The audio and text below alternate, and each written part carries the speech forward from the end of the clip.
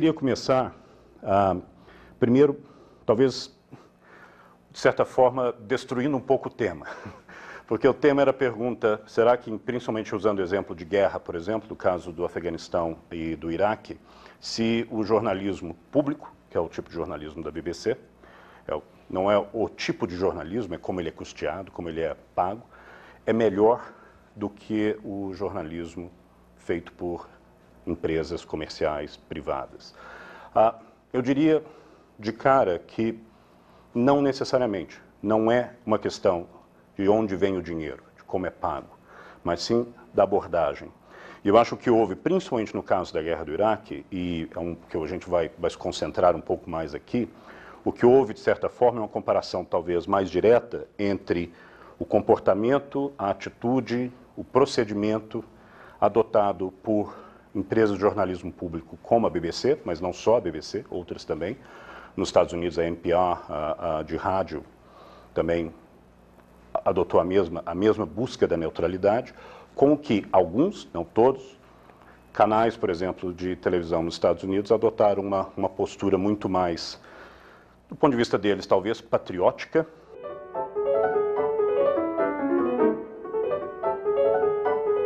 A BBC é pública. Como é que ela é pública? Ela mantém a independência em relação ao governo. A gente tem um conselho curador, e esse conselho curador que é responsável pela nomeação, pela escolha de um diretor-geral, que é empregado como qualquer diretor de uma empresa, ou seja, se não estiver trabalhando direito, simplesmente vai embora, é mandado embora. Não é trabalho, não é um funcionário público, não fica lá para o resto da vida, nada disso, não é concursado também, não é assim.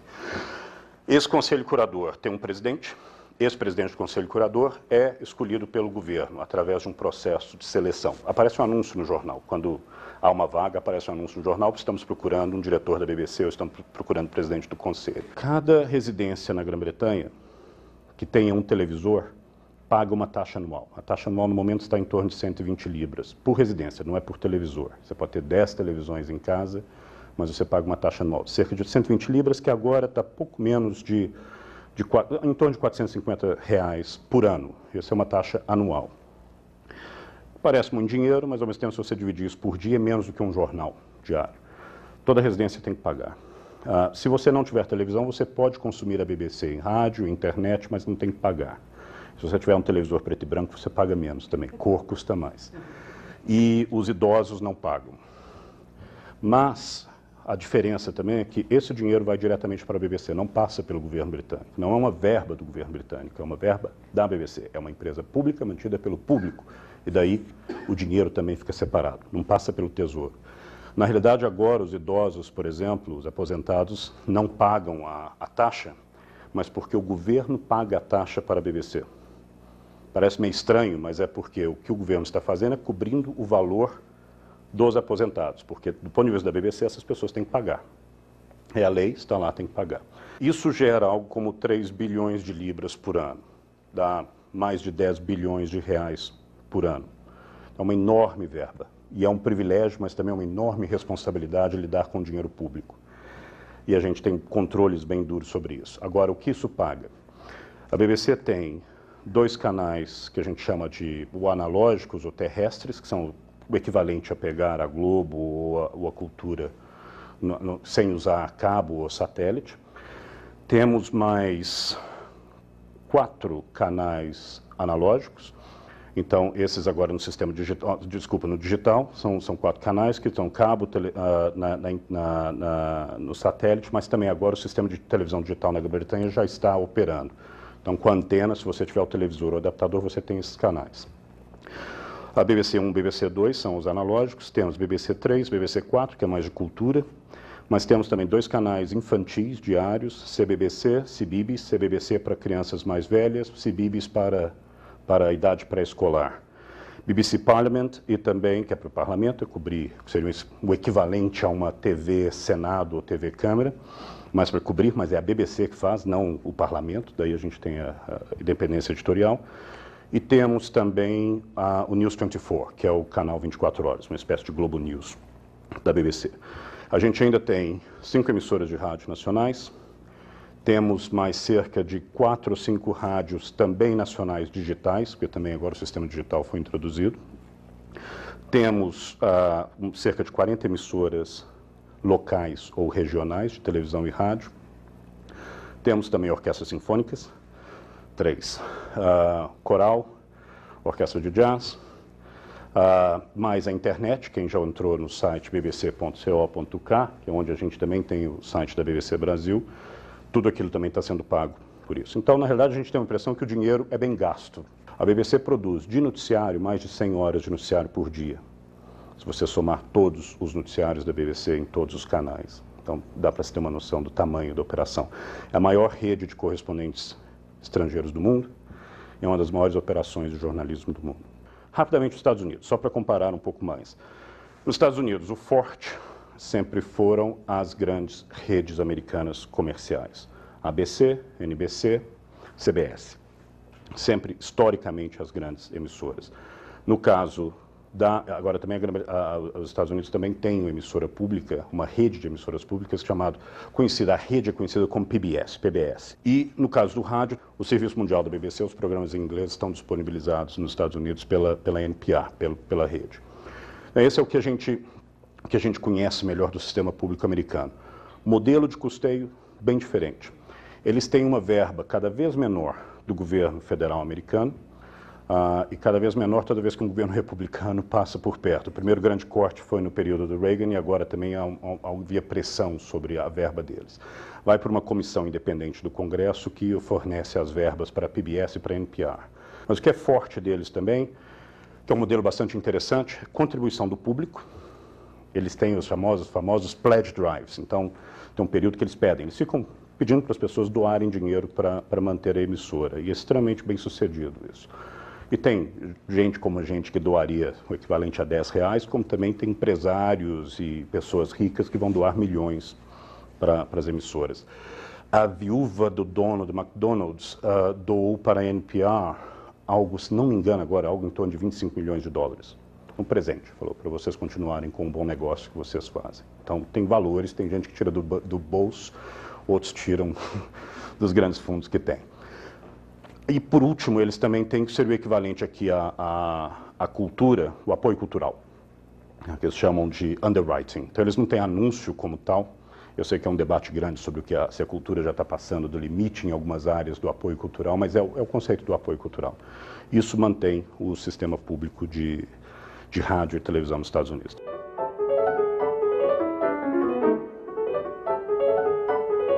O que para a gente na BBC é extremamente importante é o papel do jornalismo público, principalmente em momentos de conflito. No momento, quando as coisas estão normais, tudo bem, você faz aqui, acolá, o jornalismo é relativamente simples. Conflito. Principalmente, complicando um pouco mais no caso da BBC, num conflito em que a Grã-Bretanha é um dos principais protagonistas do conflito, tanto no caso do Afeganistão como no caso do Iraque. A Grã-Bretanha estava diretamente envolvida nas ofensivas militares. Na BBC a gente achou tão importante, porque na BBC talvez a gente preste tanta atenção na parte editorial, talvez por ser uma empresa tão grande, a gente tem um departamento de política editorial, editorial policy, e eles é que publicam esse livro, por exemplo, dos princípios editoriais, mas também, se eu estou fazendo uma reportagem, se eu sou um repórter e eu estou pensando, por exemplo, em fazer algo ligeiramente ilegal, eu preciso gravar alguma coisa sem que a pessoa saiba, eu tenho que entrar em contato com eles e conversar, discutir as ideias com eles, porque eles podem muito bem falar, não, isso é contra totalmente os princípios da BBC, você não vai fazer, acabou. Eles podem fazer, não, melhor é fazer isso, inclusive envolvem muitas vezes advogados que eles têm também. A gente achou tão importante, que era importante também lembrar a todos nós jornalistas o nosso papel no caso de conflito. E isso é a abertura do documento. E a gente está dizendo isso, nesse conflito a responsabilidade da BBC perante as audiências no Reino Unido e no resto do mundo é ainda maior. Elas nos procuram para que tenham notícias e informações precisas. Elas também procuram a BBC para entender os eventos, porque oferecemos análise imparcial e por retratarmos em nossos programas uma ampla gama de opiniões, incluindo aquelas contrárias à guerra. Extremamente importante. Não que os jornalistas estivessem esquecendo isso, mas era importante lembrar. O país estava extremamente dividido em relação à guerra. E durante toda a guerra a gente deveria continuar retratando o fato de que o país estava dividido. E continua dividido até hoje em relação à guerra. A BBC não vai colocar a bandeira a Union Jack flamulando no ar. Ela não vai, por exemplo, falar isso numa das normas práticas nesse documento era nenhum repórter vai falar nossos soldados estão fazendo isso ou aquilo. Por dois motivos muito simples. Primeiro, nossos de quem? Não é o papel nosso falar de nossos soldados. Segundo, é uma organização também internacional. As reportagens vão para o mundo inteiro. Existe até uma questão simples de identificação. Se você está no Brasil assistindo BBC World e fala Our Soldiers, fala o Brasil está em guerra, não sabia. Porque o que vale é quem recebe a informação, não quem está dando a informação. A gente recebe crítica quando faz esse tipo de coisa, que não parece britânico o suficiente, não parece patriota o suficiente. Mas é importante o distanciamento, extremamente importante. Porque são nessas pequenas coisas, a importância da palavra, o cuidado com a palavra, e que você estabelece o bom jornalismo do mau jornalismo. A impressão do fato. A nossa preocupação em tratar uma vítima iraquiana com a mesma dignidade que você trataria um soldado americano ou britânico que tivesse sido ferido.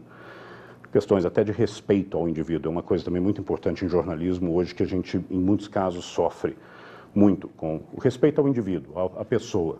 Uma pessoa ferida, uma pessoa morta, ela também precisa de dignidade. E um fotógrafo tirando uma câmera com um ângulo mostrando o corpo não é uma coisa que a gente aprova necessariamente.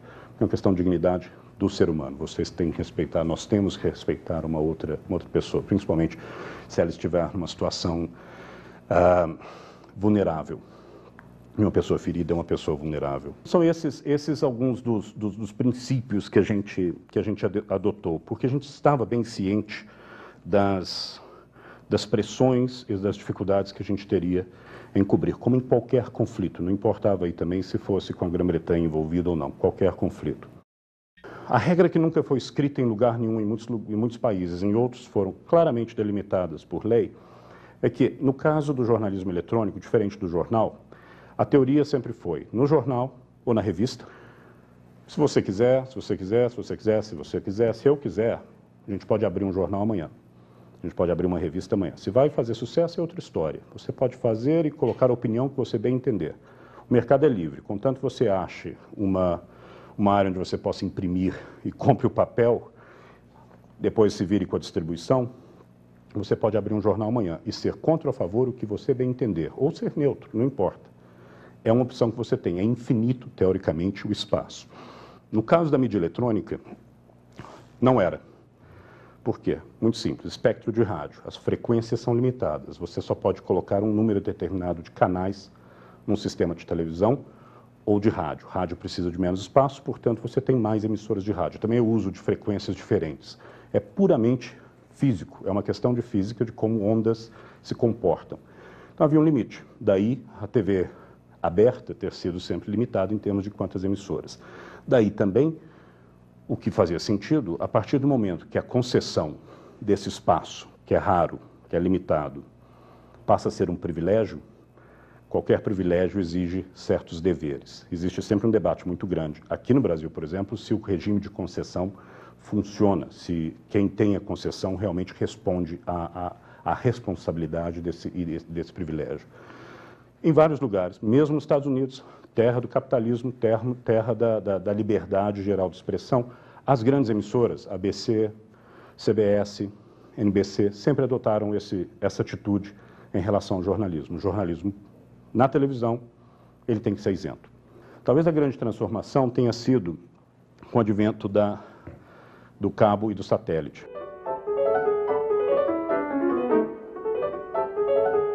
A Fox tenha sido, no caso americano, o primeiro grande pulo do jornal eletrônico começando a se comportar como jornal impresso. Ou seja, você continua tendo jornalismo, mas você também põe opinião.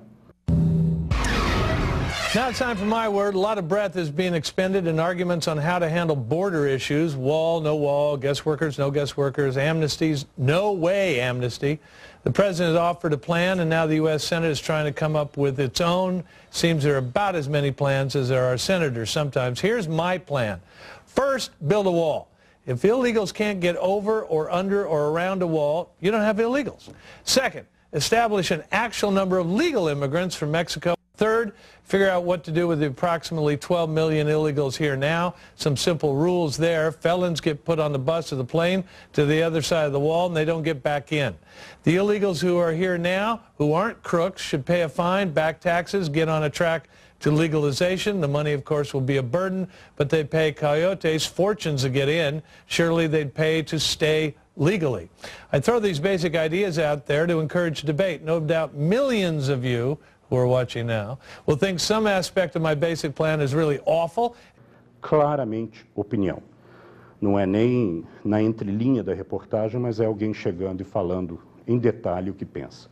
Então, se vocês podem já questionar se a escola criada pelo Boris Casoy é uma vergonha, já era, de certa forma, dando o primeiro passo na área opinativa, porque do ponto de vista do jornalismo público, do jornalismo tradicional, quem fala é uma vergonha é o usuário, é o leitor, é o ouvinte, é o telespectador. Você dá os fatos. É a pessoa do outro lado que fala, gostei, não gostei, acho correto, não acho correto. Contratar alguém só para falar para você isso pode ser, digamos, uma mudança completa da postura de jornalismo. Mas se alguém acha que isso já é passar do limite do jornalismo eletrônico, a Fox trouxe um novo conceito, que seria praticamente idêntico, na realidade, se você olhar a programação da Fox, muito semelhante a um jornal. O jornalismo, tudo bem, isso aqui aconteceu, isso aqui não aconteceu, essa é a reportagem. Depois você tem a coluna de opinião, como se você tivesse chegado na página do editorial. E a pergunta que você pode fazer, e daí? Os jornais estão aí há muito tempo, as pessoas vivem com eles dessa maneira, por que não fazer isso? Mas, interessantemente, e a grande vantagem dos Estados Unidos é que em tudo se faz pesquisa, e sempre checam as coisas, e isso ajuda muito. E o que eles fizeram depois da guerra do Iraque foi muito interessante. Eles basicamente pegaram o que eles chamam em inglês de misperceptions. Vamos simplificar, erros, afirmações errôneas sobre o Iraque, o conflito no Iraque. Basicamente, 3. Uma era que depois da guerra foram encontradas armas de destruição em massas, os WMDs, como eles chamam. Segunda, a afirmação errônea de que havia grande apoio internacional à guerra do Iraque. Terceiro, que existiam provas fortíssimas de ligação, de elo entre o governo de Saddam Hussein, o governo do Iraque, e Al-Qaeda. Essas 3 que sabemos de forma bastante clara que não era o caso.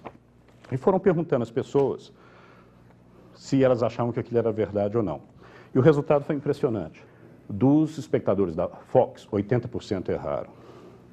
Depois você tem CBS, 71%, ABC, 61%, NBC, 55%, CNN, 55%, jornais, revistas, também foram ver quem consumia jornal e revista, bem baixo, comparativamente, 47%, PBS, o sistema de televisão, e o sistema de rádio pública, 23%. Será que a opinião pode ter criado algum problema? Porque o resto do jornalismo da Fox, teoricamente, não há, é como outro qualquer.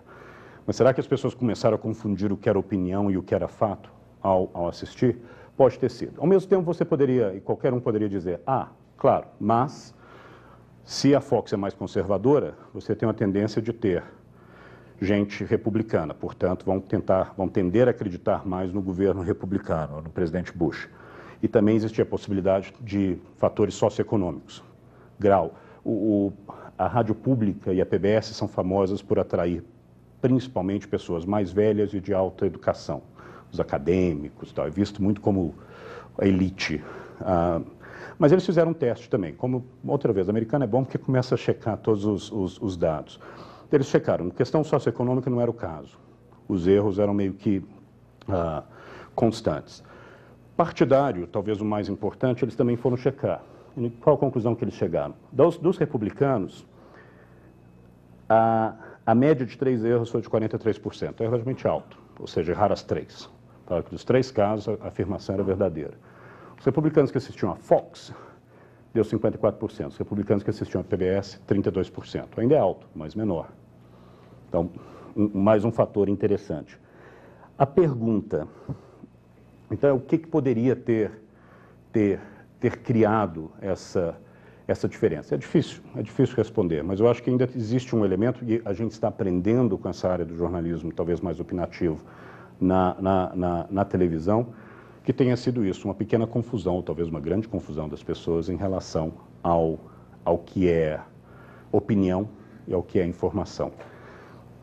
A gente ainda vai ter que ver muita coisa e o futuro de como isso desenvolve para entender melhor. Mas no momento, e devo aproveitar e dizer e fazer a propaganda que a BBC está na PBS e no sistema de rádio público, e acreditamos que a gente possa ter ajudado um pouco a manter a informação das pessoas.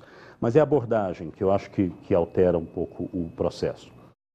Alguns princípios básicos que a gente procurou muito seguir desde o começo, ou mesmo antes da guerra, para garantir uma cobertura que, espero talvez pelo resultado daquela pesquisa, e considerando que o grosso do jornalismo, principalmente da PBS americana, é o serviço BBC World, que vocês têm também pelo satélite ou cabo, que tenha contribuído para isso.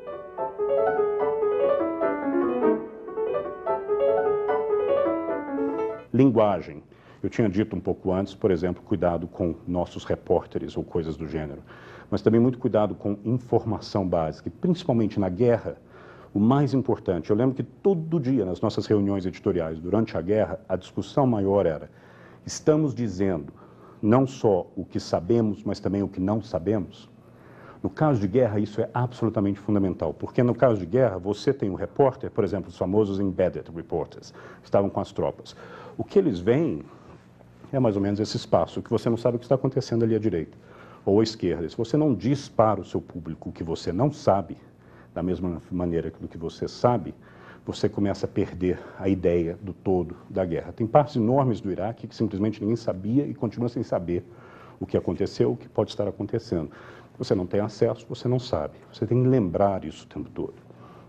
Fontes, cuidado enorme com fonte, claro, dos dois lados. Da mesma forma, vocês se lembram do ministro da informação do Iraque, que virou uma piada depois, porque era isso, praticamente tinha bomba passando por trás dele e os tanques andando por trás dele, americanos, e ele: não, estamos em controle do país. Aquilo era um absurdo, mas existem treinamentos específicos do lado militar de como informar, de como tratar a informação o tempo todo. Então, os repórteres têm que tomar um enorme cuidado. E basicamente é qualificar a fonte. O mais importante é qualificar. Contanto que você diga: fulano de tal disse isso, você pelo menos está dentro. Não é você como repórter usando o seu cacife, digamos, de credibilidade junto ao telespectador que está passando isso. Você tem que deixar muito claro de onde vem. Na guerra, isso ainda é mais importante. Retenção de informação. Isso é sempre uma área muito complexa e muito difícil. Muitas vezes, no caso da Grã-Bretanha, por exemplo, o Ministério da Defesa vai pedir às emissoras que não deem certas informações. E algumas vezes parte de acordos. E algumas vezes o repórter esperto, o repórter inteligente consegue dar a informação sem quebrar esses acordos. Que em alguns casos você não vai ter acesso à informação se você não fizer certos acordos. Na Guerra das Malvinas, as Falklands, um repórter britânico, tem um famoso clipe, é muito interessante. Ele não tinha autorização para dizer quantos aviões britânicos tinham participado de uma ofensiva. Mas o que ele fez foi muito simples. Ele falou no ar, isso é extremamente importante. Você: não estou autorizado a dizer quantos aviões participaram dessa operação, mas posso dizer que contei todos os que saíram e contei com todos os que voltaram, e todos voltaram. Ele deu informação e também deu a qualificação de que ele não podia dizer certas coisas. As nossas reportagens, toda vez que são, de alguma forma ou de outra, controladas diretamente, a gente diz isso antes. Essa informação ou essa reportagem foi ou censurada, ou foi controlada, ou teve que passar pelo crivo de isso ou aquilo. Mais uma vez, contanto que você esteja sendo honesto e claro com o seu usuário de notícia, ele caminha nessa jornada com você. Se a BBC é do público, a primeira pessoa que você tem que respeitar, a primeira coisa que você tem que respeitar é o público. Todo mundo aqui tem parentes, mães, pais, filhos e tudo mais. Você gostaria de saber da morte de algum deles pelo jornalismo? Pela televisão? Não. Então, primeiro, a gente evita, e no caso específico, aí é um caso específico na Grã-Bretanha que a gente conhece o sistema, não é que não queira fazer no resto, mas o sistema não existe. No caso, por exemplo, no caso de guerra seriam soldados, mas também vítimas de civis também britânicas. A gente só dá a informação depois que a gente é informado de que a família foi informada, a família sabe da morte ou do ferimento de um soldado, digamos, ou de alguma pessoa. Isso vale para os nossos repórteres também. E um dos cursos mais difíceis que eu já fiz na minha vida pela BBC foi, antes da guerra, fazer um curso inteirinho sobre como dar uma notícia ruim para uma família de um repórter, porque isso a gente também tem que aprender a fazer. Imagens com mortos-feridos, eu também citei há pouco, cuidado. Isso também está nas normas editoriais da BBC em geral. É muito difícil, principalmente com material ao vivo. Uma das coisas que a gente fez recentemente numa revisão editorial dos nossos guias foi exatamente sobre isso. Eu não sei se vocês se lembram de Beslan, na Rússia, da atrocidade, da coisa horrorosa com crianças. E, principalmente nos canais de 24 horas, é muito difícil estar recebendo material da Reuters, da AP, ao vivo e colocando no ar. E, principalmente 24 horas, você pode estar colocando no ar às 9 horas da manhã, em que você pode ter criança, você pode ter gente vulnerável assistindo. E extremamente difícil certas imagens que acabam vindo, não há como. Então a BBC, de certa forma, é controverso, algumas pessoas não gostam da ideia, mas a BBC determinou que os editores têm o poder, se quiserem, de atrasar, e hoje com a tecnologia isso é fácil fazer. Você, na realidade, você continua recebendo material ao vivo, você atrasa a transmissão ao mesmo tempo que você está recebendo para ver o que está no ar. Então, é censura? Não, não é censura no sentido de quero censurar a informação. É um mínimo, novamente, de respeito. Você quer, ou você acha que é uma boa ideia, num momento que você pode ter gente vulnerável de chegar, no caso de Beslan, crianças sendo mortas, né? Num horário em que crianças podem estar assistindo? Não. Mais uma vez, é o respeito ao público. Há sempre um debate. A Al Jazeera, por exemplo, utilizou uma das fotos mais impressionantes, mais duras de assistir, de ver, que era de uma criança basicamente sem essa parte da cabeça, era um buraco aqui, de uma das ações militares. Você pode argumentar, mas isso lembra os horrores da guerra. Claro, mas tem certeza que existem maneiras diferentes de fazer isso sem necessariamente chocar as pessoas. Porque é uma questão de achar o equilíbrio. Para os jornalistas é sempre muito difícil em que ponto você chega. A gente sempre tem também como norma nos nossos programas jornalísticos, na internet é mais difícil, porque você não tem como controlar isso, mas no caso dos programas jornalísticos, a gente sempre avisa, antes de qualquer matéria que venha com mais material graficamente duro, a gente avisa antes. Isso vai de pessoas, mas, por exemplo, se tiver alguma coisa sobre, não sei, abatedouros, e tem cena de animal caminhando para ser abatido, existe um aviso antes de algumas pessoas podem considerar essa reportagem, os elementos gráficos muito pesados. Oposição à guerra, como eu tinha dito antes, extremamente importante para a gente na época também, no Afeganistão, em qualquer guerra, é manter a clara noção da oposição à guerra, que continuou. O New York Times tomou uma atitude muito interessante. O New York Times foi crítico à ideia da guerra o tempo inteirinho. Quando começou a guerra, e aí eu vou entrar um pouquinho rapidamente sobre a postura de país em guerra, a decisão do New York Times foi parar as críticas. E disse isso em editorial. Por quê? Porque a partir do momento que os pracinhas americanos estavam em guerra, era um sinal de respeito, de não falar mais, de não se opor à guerra. Ele não deixou de reportar a oposição à guerra, mas deixou de editorializar a posição que tinha. Que é uma área também bem complexa de até onde volta o negócio do esforço de guerra. Por último, armas de destruição em massa. Está aqui no documento falando, desde o começo, muito cuidado com duas coisas. Primeiro, achar a prova e mostrar a prova. Vocês provavelmente se lembram de algumas... Chega nessa época, já foi há muito tempo. Mas apareceram umas notícias no meio da guerra, acharam químicos, agentes químicos e tudo mais. Até hoje provou-se que não era nada. Mas o risco do jornalismo, principalmente o jornalismo 24 horas, é que você joga isso no ar, depois isso some e ninguém desmente depois. Então a norma era, muito cuidado em relação a reportar o que pode não ser verdade, e segundo, em relação a ataques verdadeiros, porque ocorreram vários momentos de alarme falso, basicamente. Vários dos nossos repórteres, na realidade, estavam no ar, ao vivo, com máscara, porque tinham dado um alarme de possibilidade de um ataque químico-biológico. Todos os nossos repórteres foram treinados e tiveram que ir com equipamento especial, como o resto do Exército inteirinho também, como todos que participaram, todos os jornalistas, basicamente todos os países. Mas era importante não alarmar também e, na realidade, criar uma falsa impressão de que isso estava ocorrendo. Então, a gente teve um aspecto específico em relação a armas de destruição em massa para isso, para tomar cuidado com o risco de criar uma impressão, talvez daí, quando a gente volta àquela pergunta da pesquisa americana, de ter criado essa impressão de que realmente ocorreu. Eu me lembro das imagens, vocês se lembram também de vários repórteres falando no ar, na televisão, com máscara e tudo mais. Então, na cabeça de alguém que pode não ter prestado muita atenção, claramente ocorreu. Eu me lembro das pessoas com máscara. Então, esse é o risco.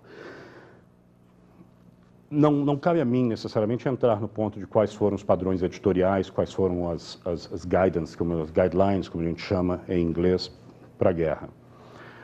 Em outros jornais, em outras televisões, em outras emissoras de rádio. Mas eu acho que a diferença, outra vez, principalmente aí do caso do jornalismo público, quando é visto como algo do público para o público, é buscar sempre a isenção, a separação. A imprensa britânica é famosa, porque por um lado tem Economist, tem Financial Times, Times, e tem os tabloides. São o pior do jornalismo que você pode achar. E vendem, são os mais populares. O Sun tem uma tiragem de 2, 3 milhões de exemplares por dia, num país de cerca de 60 milhões de pessoas.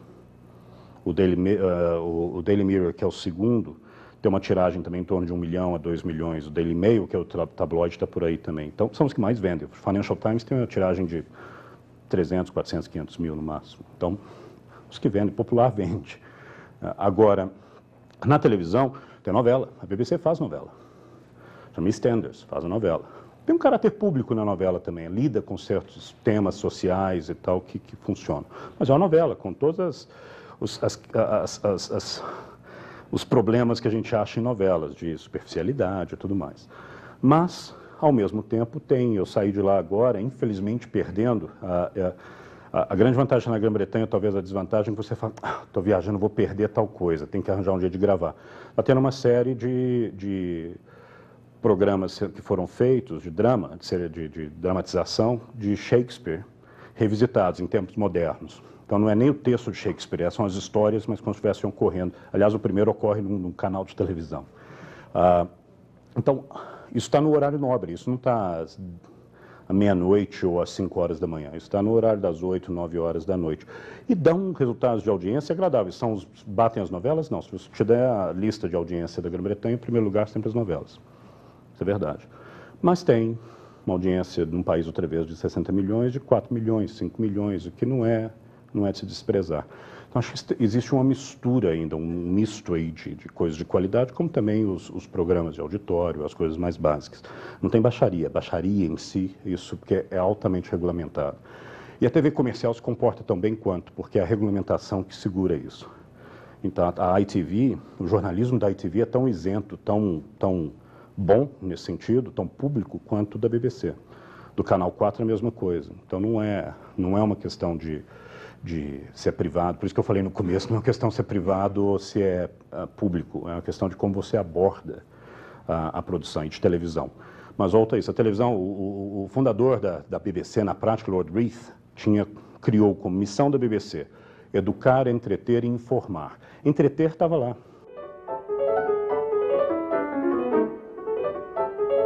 O que eu sempre falo em relação ao jornalismo público, à televisão pública, à comunicação pública, um dos papéis é criar a referência. Por quê? Porque, na realidade, é para dar uma referência à sociedade. Pode não ser o mais popular nem o menos popular, mas que seja o que as pessoas usem como o parâmetro para julgar o resto. Porque é pago por todo mundo, é universal, a gente tem que servir todo mundo. Eu acho que tem um problema seríssimo quando a gente diz que emissora pública é para fazer música clássica, ou jazz, ou só drama, e fazer Shakespeare só. Porque se está sendo pago pelo público, todo mundo tem direito de ter alguma coisa, incluindo a novela. Porque as pessoas estão pagando para ter um leque de material da BBC. Então, isso é bastante importante, que forma o caráter da BBC. Mas também é isso, como eu te disse, é para manter esse nível. Mas existe uma competição. Você não quer ser irrelevante. Você não quer ser traço de audiência, porque senão você está jogando dinheiro fora. Teoricamente você está. Se não tem ninguém assistindo, ou você está fazendo alguma coisa errada ou não tem mais papel. A BBC, em geral, de uma forma ou de outra, 95% da população britânica consome a BBC toda semana. Eles têm escolha, eles não precisam entrar no site da BBC, eles não precisam assistir a televisão da BBC, eles não precisam ouvir o rádio. Mas 95% da população, todas as semanas, consome de uma maneira ou de outra a BBC. Então a gente continua, acho, prestando um serviço público.